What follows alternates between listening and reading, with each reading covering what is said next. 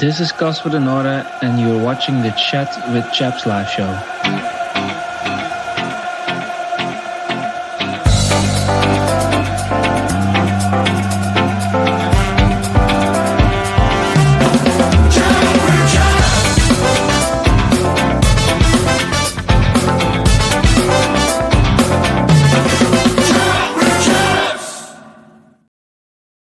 Hello, Millwall fans, and welcome back to another episode. This is not the live show. I put the wrong intro on, so you can tell that I'm well and truly back from my holiday. This is Chaps Reacts, where we react to something that's happened in and around the den, and more often than not, we get someone else's opinion on that. So today, we are reacting to the return of the Zack. Return of Zak Lovelace to the den.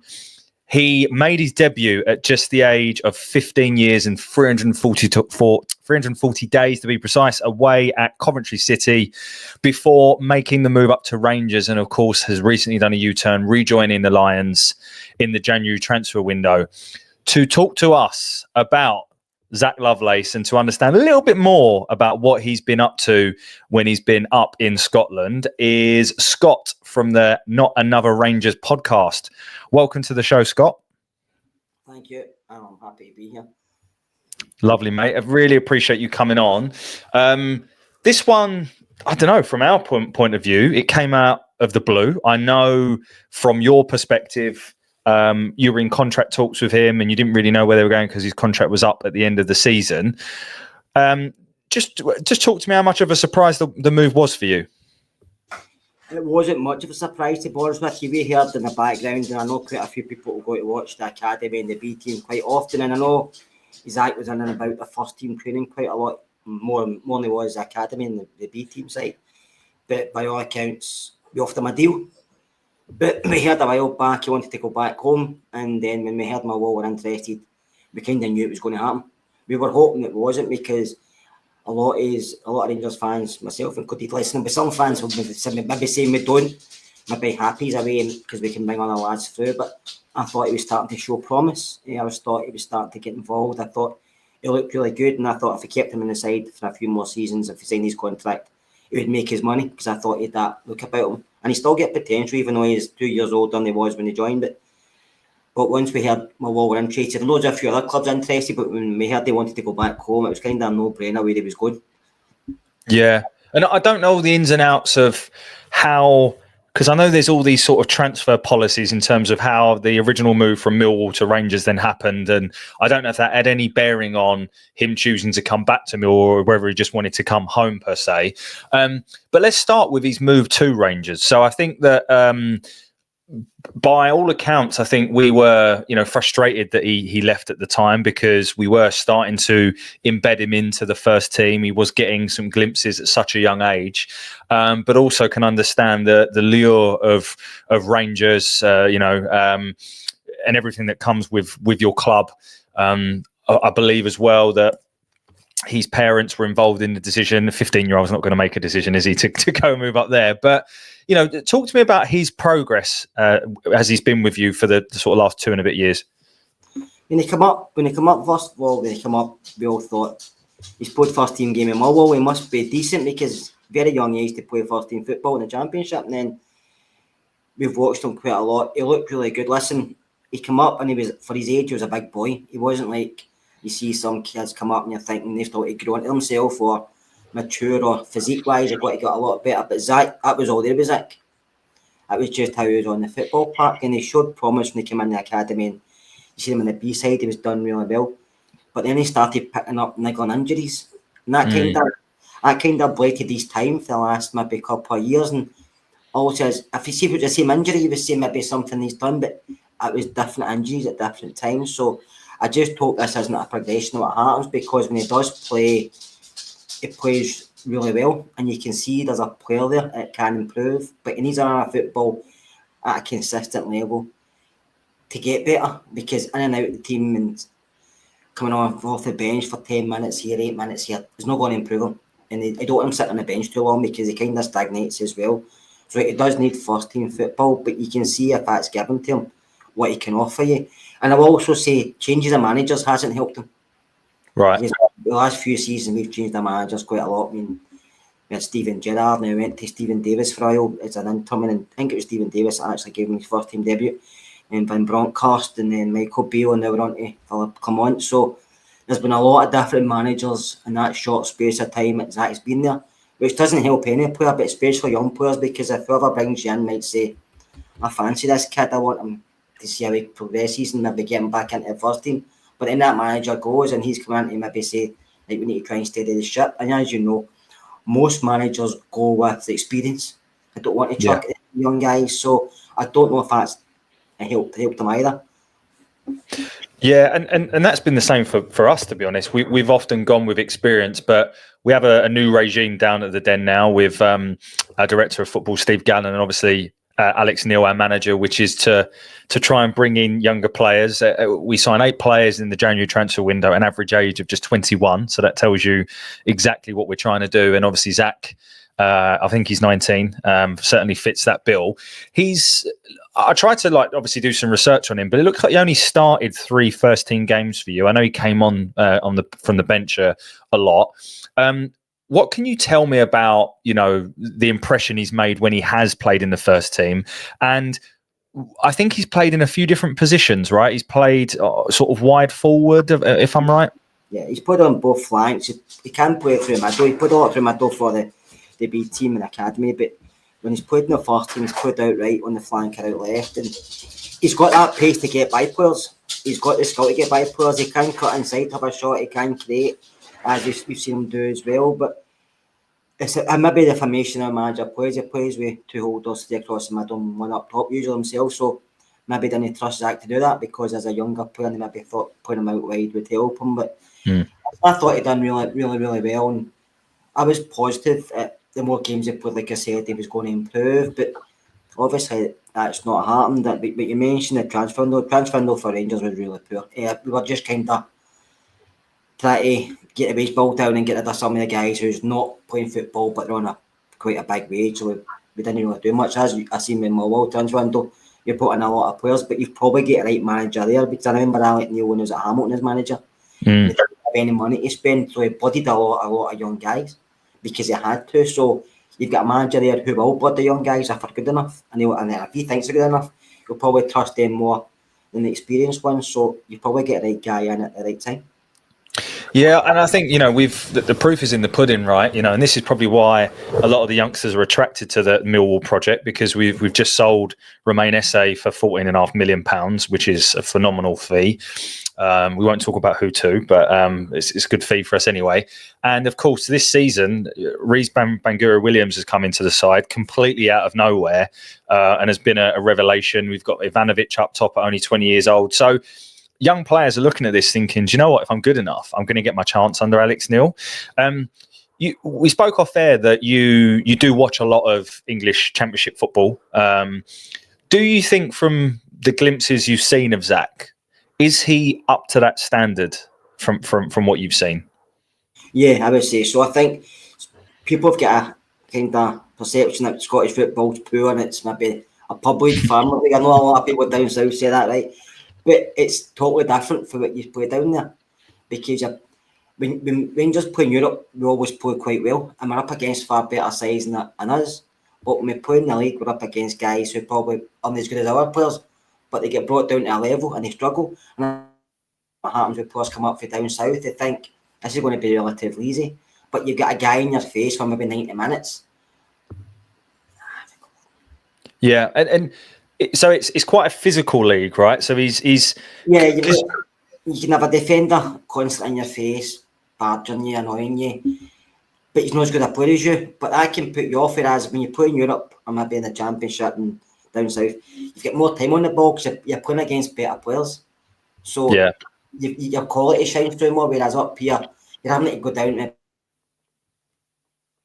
that can take time to adjust to. Yeah. I mean, I don't know whether he's been brought in to start, but I would expect him to be in and around the first team squad. I don't expect him not to be. By all accounts, we were told an injection in his toe 2 weeks ago, last week as well, and then we thought he was away for that, and he wasn't included in the squad. And a couple of days later, he made his way down to the end sign for Millwall, which we kind of knew, like I said. So I don't know if he has had the toe injury, and maybe that's how he's not been included. But by all accounts, I heard he was training, so I don't know why. But I think he will be included sooner rather than later because I think he fits a profile what Alec Neil will want. I'm not saying he'll be a starter because there's a few players on that side who look quite good, but as you know, different games you need different players. You do. And I think Zach can bet himself, and I don't think he'd went back anyway if he wasn't told he was going to feature. I don't think he's a player that wants to sit on the bench and not get involved because he wants to impress, he wants to prove himself. And as you know yourself, with being at Millwall, you mentioned earlier, about if somebody does well in the Championship, they can get a move to a team in the English Premiership because like 14 million, 15, 20 million is not a lot of money to some Premiership sides, whereas to the Rangers, that's a fortune. Do you know that way? Same to us, yeah. I mean, it's like, I don't know if you remember Nathan Patterson came into Rangers side a few seasons ago because he had injured. He only played maybe half a dozen games, 9 games or something. The next minute, Everton's come in with an offer and we sold him for about, I think it was about 12, 13. So we can't really knock back that money. So it just shows you there's potential on young guys coming in, and if they can prove themselves, there'll be bigger clubs looking down because a lot of these big clubs like, say, Chelsea, City, they can buy young players for clubs like Millwall, for clubs like Rangers, because they know they'll get the finance, and even if they don't make their first team, they can still sell these players on for a profit, whereas we don't get that luxury. We have to bring folk in to do well in the first team, and hopefully we can trade them on for a profit. That's why most clubs look at the player trading model, and that's what Rangers are trying to do at this moment in time, and a lot of fans don't like it, but that's a position we're in. Yeah. Similar, mate. You know, I think we just sold our best player, obviously, and we've then gone out and brought in 8 players. I think there's probably more to come in the summer, and we've just bought our training ground. You know, it just shows you one sale can make a huge difference. Let's talk about the fee then, Scott, because I don't know. I've seen all sorts rumoured. I've actually seen rumours of a fee rising to 7 figures, which, if I'm honest, I do find hard to believe given the contractual situation, obviously with him being out of contract in the summer. My guess would be, if I had to guess, and based on no knowledge, you may have some I don't know, I reckon it will be a fee of under 500 grand, but then there'll be quite a lot of add-ons and potential sell-on fees and that kind of thing. That would be my guess. What's your view on that? I'm the same as yourself. I've heard like 6 figures, 7 figures, but like I said, I was talking to on the messaging, I think it's one of the things where I don't think it's £1 million because I think it is a lot of money to pay for a young guy who you know is going to.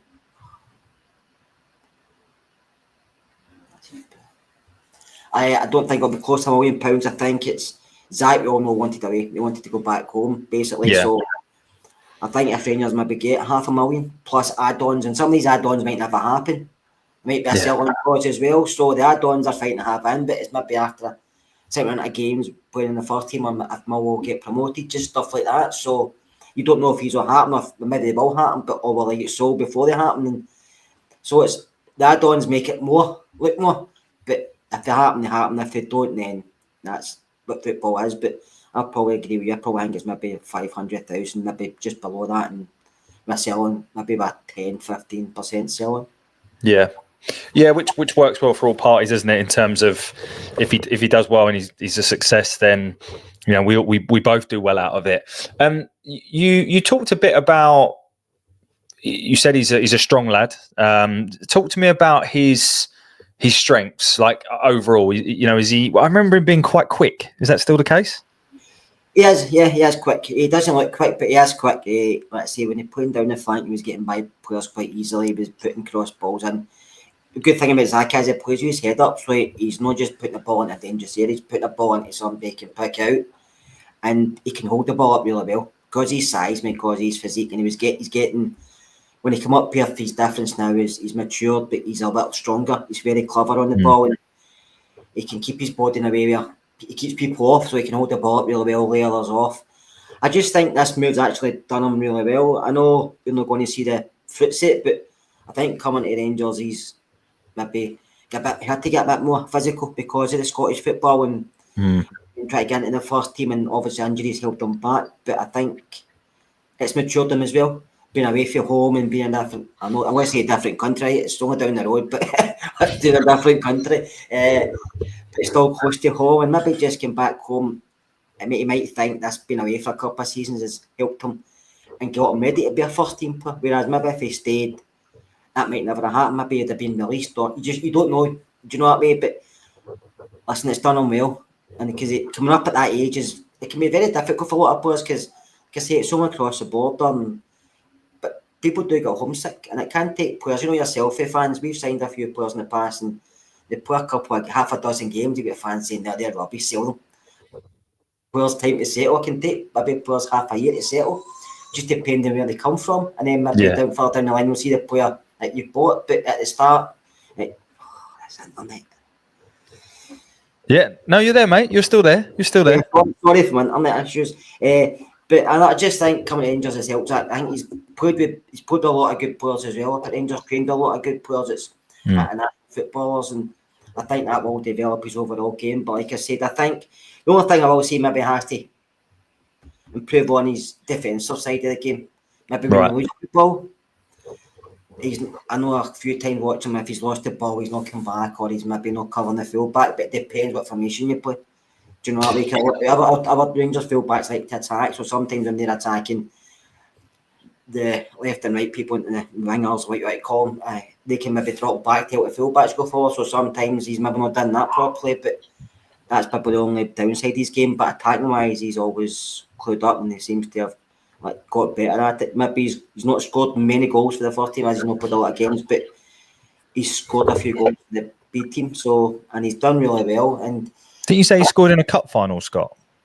It was for the B team, yeah. Yeah, he got man of the match. So I watched that, and he was really good that night, and he was enjoying himself. I could say he was playing with a smile on his face, and you see players playing with a smile on their face, they're happy. They're happy with that at a level. They're happy at themselves, and there's nothing worse than seeing a player just moping about a football patch. Not that way, hands down, no giving a toss. But Zach was enjoying himself, and I think he's just happy with his life. And I thought maybe he thought I came back home as well at that time. Do you know what I mean? Maybe he's thought, right, I've done it here, but when I go back, maybe get a point to prove down in England, because that's where end of the day, I'm not going to sit here and say like Rangers are a big club, Celtic are too, but we can't compete finances with teams from England or abroad. And if you're up here and a young player on a big team for the championships and then or league, the Premier, especially young players, that's why you see a lot of young players up here going to England. They might never get a game, but they can afford to go down there and take that chance. Whereas up here, they might get in the first team. But look at Billy Gilmour, for example. He left Rangers, went to Chelsea, and then he went to Fulham, but now he's in Napoli. And if he stayed at Rangers, would that have happened? Yeah. I mean, Charlie Adams back left Rangers, went to Blackpool, and then ended up at Liverpool. So you have sometimes as a young player, doesn't matter how much you have to take that chance, because at the end of the day, football is a very short career. Not for fans, because we're blinkered. It's like, why do you want to leave? Where are you going to go? It's better than this. But that's a job. It's not like they can always come back and watch. But it's as a footballer, it's your job at the end of the day. And if you can get that chance to make an extra bit of money for a family, then sometimes you have to take it. And we got to remember, he's still 19. So he's still a kid, and offered the opportunity to come back to where I believe is still his family base. Like, why wouldn't you? I think there's that to it. I think one of the things that really struck me as well, I think it's probably fair to say that the signing of Zack, most people are quite positive. I think there's still a few fans that are like, oh, well, he left us kind of thing. So I quite like the fact that he probably feels he's got something to prove. And I think there's a selection of fans that probably feel he has something to prove. And I don't mind that. I quite like that. The only thing that worries me is the injuries that you talked about. Obviously, you said the recent toe injury, and we're recording this after the Millwall Leeds game, a 2-0 victory, and Zack wasn't involved in the squad at all. So I can only assume that he is still carrying a little injury. I thought he would have been. I thought he'd have been on the bench today, because I looked at the team's earlier before the match started. I was looking to see if he was going to come on or maybe even start. I was looking to see how he done, but he wasn't involved. So maybe that's still a niggle there. I don't know, but that's what we heard just before he left. That's why he wasn't in the last squad at Rangers. We were told he was away for an injection in his toe because they would niggle. So I don't know what that means. That could mean anything. You know yourself, and managers, they tell you things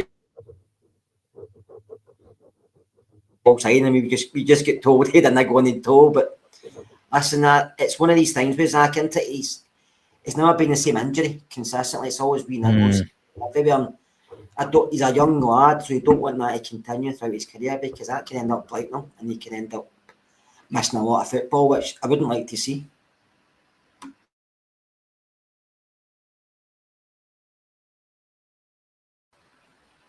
Yeah, so off air, Scott, we were sort of talking a bit about Zach. We're obviously also talking about the connection that Rangers and Millwall have, and the fact that you've seen quite a bit of Millwall games. Talk to us. We had a little chat about Terry Hurlock. Talk to us a little bit about your memories of him. I say in 1990, I was 18 when Terry joined, and he just took him straight away. He was full-blooded, didn't give a shit, just tried to tackle. He didn't care who was going to tackle. And I see, he wasn't maybe the best football player. Maybe I do a wee bit injustice because he was actually a decent player. But I mean, he wasn't sulky, didn't create. He wasn't that type of player. But if you lost the ball in the middle of the park, Terry Hurlock won it back for you like that. Do you know what I mean? And they gave everything for the shot. It doesn't matter who it was against or what. He gave everything, and the fans just took him straight away. And you can ask any Rangers fan at that age. You've seen him. Everybody still talks about him. He wasn't even here that long. He didn't even play 30 games for you, so it shows you how much of an impression he made. The impression he made was huge, and we still talk about him just now. We were talking about him last night in the pod, and Terry Hurlock, and like, it's just the impression he made. I don't think we've ever seen somebody like that. I mean, he came up and he did big long black hair, didn't he? And he wasn't the tallest, but he's a stocky bloke, and next minute he's just crunching somebody and walking away, and the guy's lying. That was when you could tackle in football right enough. You can't really tackle nowadays, but that's when the guy just walking away and the guy's in agony, and everybody's like, who is this? We've got some player here, and it was we just great to love him. It's like a lot of teams, you don't maybe not have a player for that long, but it's what they do in that short space of time that you remember, and people always remember Terry Hurlock. Yeah. Well, another player that's obviously played for both clubs and a similar type of attitude was Mr. Kevin Muscat. What are your memories of him up at Ibrox? Probably the same. I think he injured a few people we played against. He didn't play that long either. Listen, Kevin Muscat's been the running for the last two Rangers jobs because there's a lot of fans want him back because he's doing really well over in Asia. Likewise, by the way. But he was the same. He wasn't here a long time, but it was just a no-nonsense attitude. He wanted to win, and like Terry Hurlock, he was a winner. He didn't play. He played football, obviously, like I said, because he enjoyed it and a good player, but he didn't like getting beat. And that's what all you want. See, if you go out and we've been through this season, we've been poor in the league, but we've been okay in Europe. And some league games you're thinking, we don't like their players, can you? Getting real agitated and angry. Whereas with Hurlock, with Muscat, you knew if you get beat and they get beat, as a fan, you were angry, but so were they, because that's how much it meant to them. And that's what you want. Yeah. You want the players to give 100%, and if you lose, you say, fair enough, we were unlucky, we get beat, we were the better team beat us in the day, but with the two guys on the side, you always knew if there's a battle going to take place, you were going to win that battle because they never shirked any responsibility. No, we've got a lot of fond memories of both of those players. Terry Hurlock a bit before my time, but Kevin Muscat. I've always said Millwall had a lot more harder players through the years than probably we had, to be fair. I mean, I'm thinking we had a lot more kind of, obviously Graham Souness when he played he was hard as well. Souness was tough as nails, but I remember Pat Vandenhouwe was at Millwall, and I think I remember that name. I'm sure he punched someone on the pitch for Millwall. I'm sure growing up I saw like a video of him smacking someone.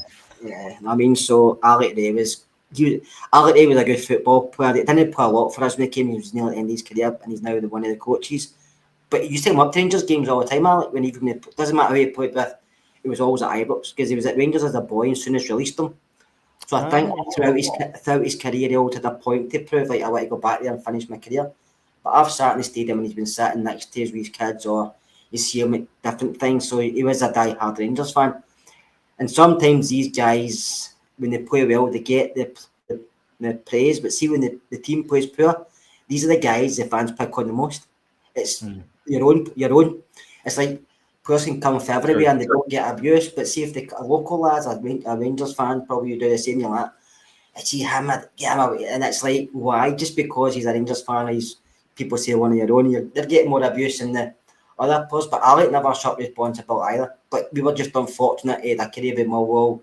Wolves, Sunderland, etc. And then the time he came up to Rangers, his legs were probably starting to go, but he still gave 100%, and I liked him as a player. But I know with you, he was phenomenal at times, and by all accounts, I watched an interview with him a while back, and he was talking about his Millwall days, and he said that when he was there, he loved it because it was a no-nonsense attitude, and some of the stories he would tell, I don't think I can tell here, but he just loved his time in England, he says, but Millwall always looks back to with fondness because at that time, it was just football, but it was no nonsense football, do you know what I mean? Because you could get away with a lot of things nowadays because of the cams, but because of the attitude of players, and they try to turn that into a non-contact sport, do you know what I mean? So, but no, he's another one who's probably, you've seen the best out of it, whereas we've seen the tail end of his career, but I mean, like he always said when he was at Millwall, we brought Terry Sheringham up to a game when he played with Ted at Millwall, to an Old Firm game, and they used to bring a different Millwall players up to sample Ibrox and sample the atmospheres and stuff. So he's always been a fan of Rangers, even though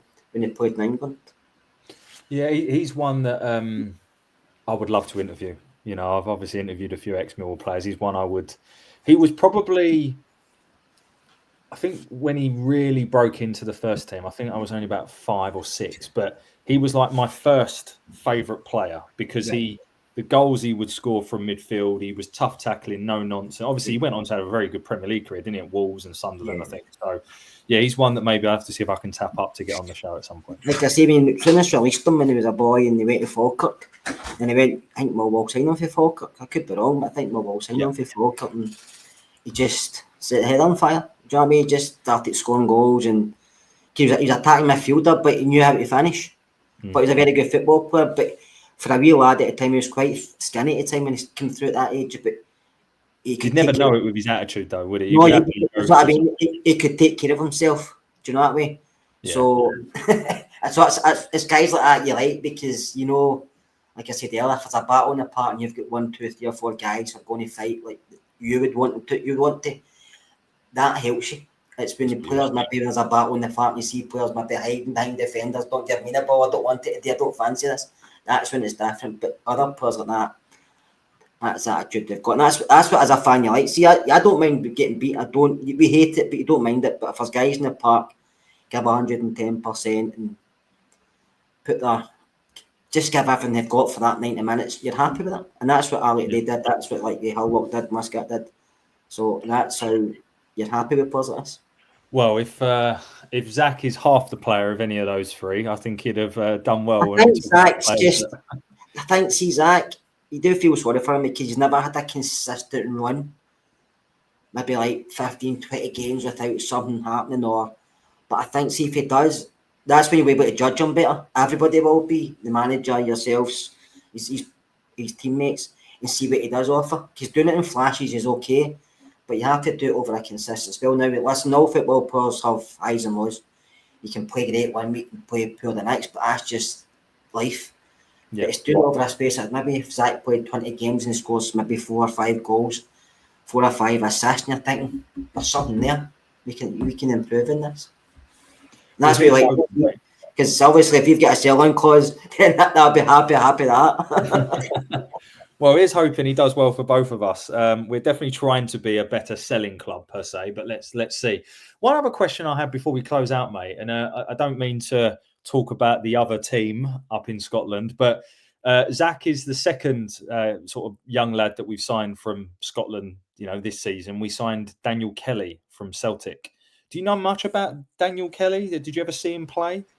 I've seen him a couple of times against Rangers. He always looked decent. Listen, a lot of these young lads, like I said earlier, coming through Rangers and Celtic's academy, they're never going to get into the first team. It's a very difficult path because up here, finishing second isn't good enough. And we've done it now for a long time. We've only won 1 league out of the last 13. I could be wrong, but I'll probably get somebody saying he's talking nonsense. But we've won only last league we won. Gerrard was the manager. Before that, it was under Walter Smith. So we've not been successful domestically. There was Scottish Cup here, but there's not been a lot to make you cheer, to make you look forward to things. But you have to stick with it. So Celtic are obviously get my bit more money because our Champions League, they've been in the Champions League group stages, so they've got a lot of money to spend. So they're buying players like 7, 8, 9 million.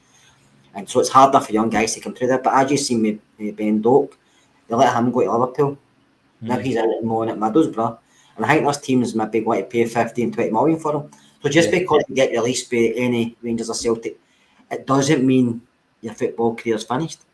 It's only started because there's a bigger world out there and there's more teams out there, and because it's very difficult, because it's hard to break into Rangers and Celtic's first team. Maybe more Celtic as Rangers. Rangers should have maybe blooded a few youngsters, which Give come on, he's due recently. I'm not his biggest fan, to be honest with you, but he's brought in a few, 3 or 4 young guys. Zach was one of them, and gave them minutes in the first team, giving them more minutes. And I still think if you don't see young players consistently and they're sitting on the bench and not getting involved, you stagnate their progress. So you can't judge them. And then people are saying, just let him go. He's not any good anyway. He's not in the first team. But that's maybe not their fault.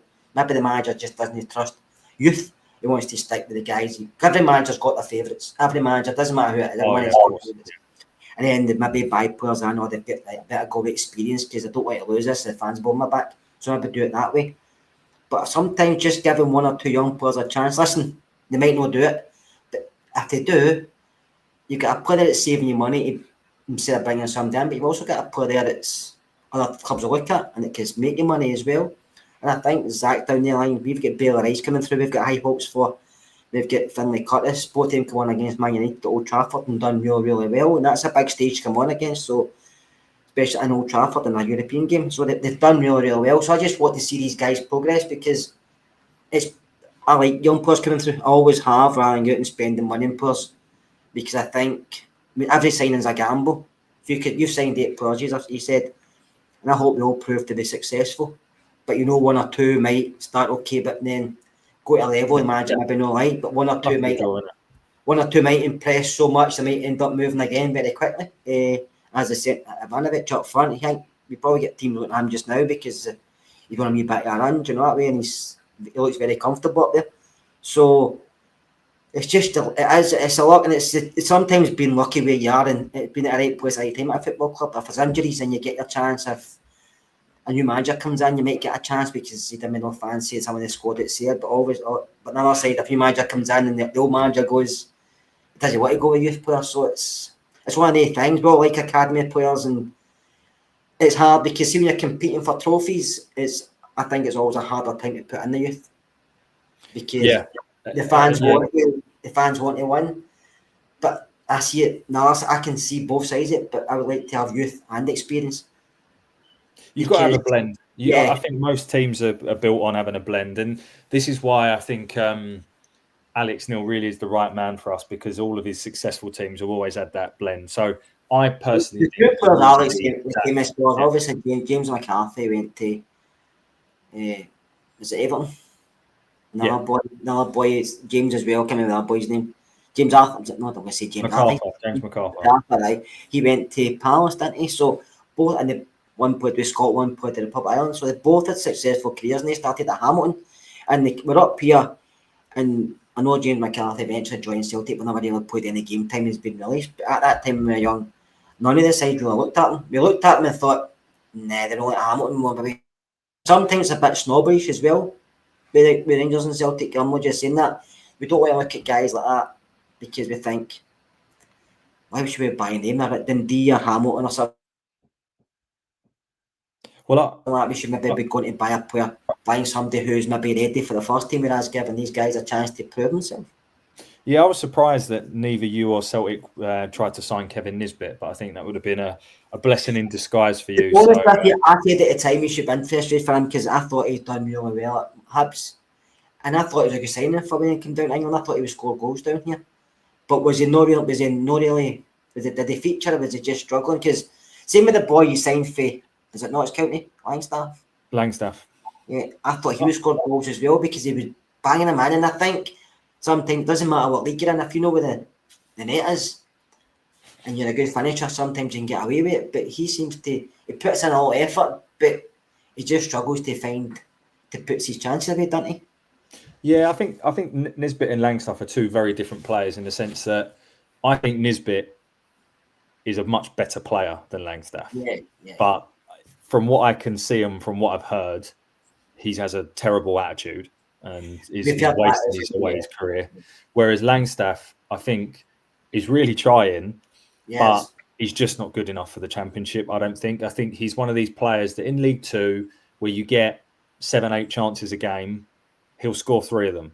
Yeah. But you don't get that in the Championship. And Millwall play just one up top, and he's not really been used to playing that. So, but mate, we'll see. We'll see. It's nice to have options, though, isn't it? So, but there we go. Players are reposition, isn't it? There's 2 players are reposition. Listen, like I said, today's game, I thought Millwall played really well. I thought the first 20 minutes, 25 minutes, Leeds had a bit of a tendency, but didn't they create a lot?